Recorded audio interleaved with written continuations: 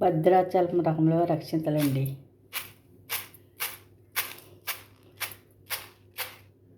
మూడు రోజుల నుంచి ఇదే పని.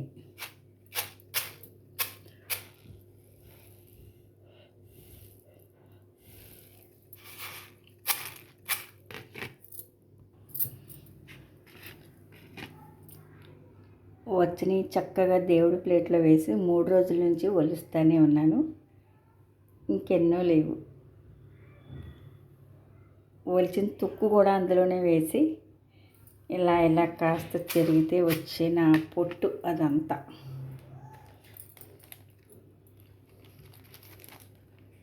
ఇవి పరమ పవిత్రమైన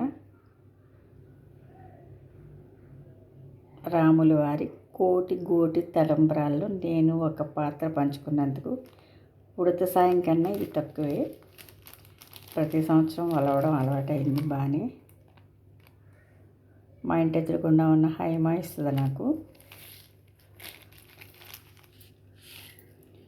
గోత్రం అవన్నీ రాసి పంపిస్తే చక్కగా మళ్ళీ దేవస్థానం వారు ఒక నెల రోజులకి మనకి ప్రసాదంగా భద్రాచలం నుంచి గోదావరి జలాలు పంపిస్తారండి.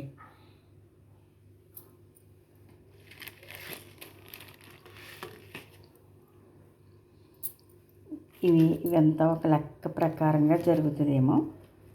చాలా చక్కగా ఇది 2-3 రోజుల్లో అందించేయాలి. సాంభవి ధార్మిక సేవా సంస్థ వారు పంపించారు. జై శ్రీరామ్.